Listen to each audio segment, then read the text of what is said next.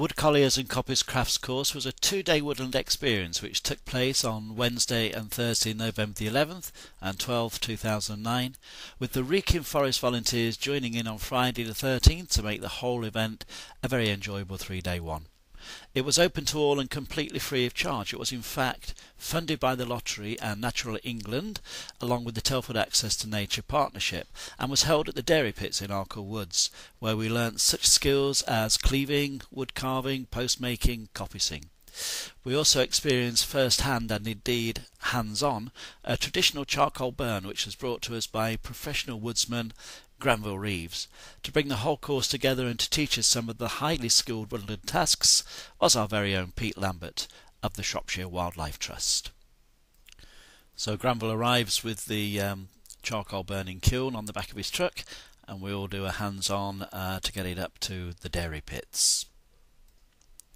We then share in the task of fitting the cylinder, the kiln, onto 6 shoes. 3 of these will be used as chimneys to exhaust the smoke, and 3 of them will be used for indraft. As Granville completes the finishing touches to the bottom of the kiln, who should arrive but Andy from Radio Shropshire to do a quick interview with Granville and Pete and 1 or 2 others that were there at the time. We then start to fill the kiln with wood, logs that we've been cutting, especially for the kiln to the right size, of course. Quite an intricate pattern to sort of create the build of the logs inside the kiln. We also insert a chimney right into the centre, which just gives a gap through the middle of the whole wood that we put in there in order to light it later on.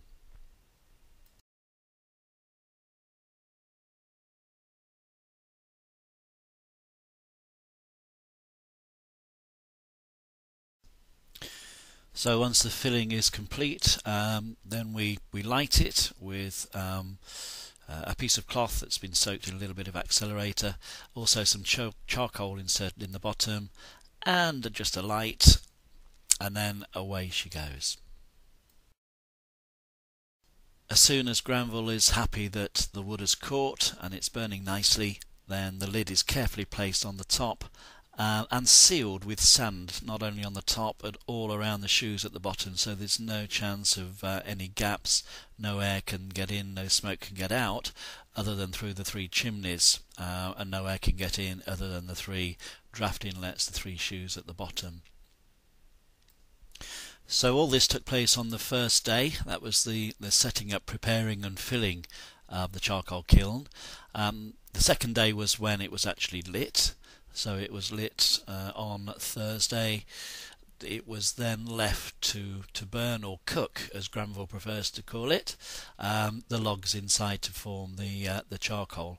And this size of kiln, apparently, it's about a 4-foot diameter, 4-foot high kiln. Quite a small kiln in terms of charcoal burning kilns are concerned. This one takes around about 6 hours to turn wood to charcoal. So we lit it on the Thursday. We let it burn for 6 or 7 hours, something like that.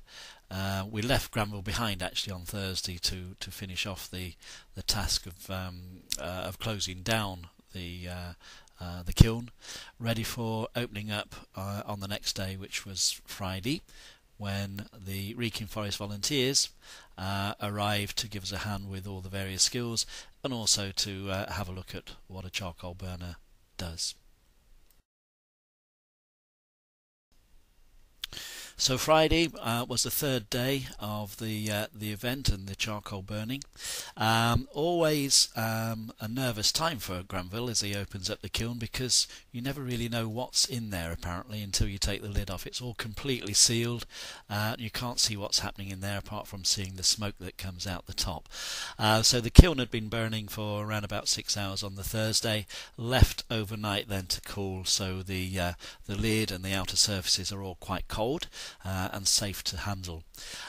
So we take the lid off and then we just tip the whole thing over, so that reveals the charcoal inside, and it was a very successful burn, we're all pleased to say, and some of us took away around about 10 bags of charcoal between us, which will be very useful for next year's summer barbecues, of course.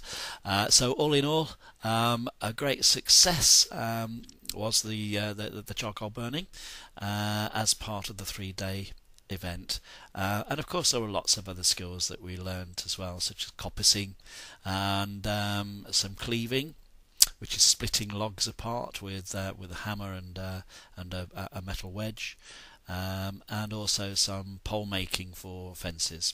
So all in all, a great event.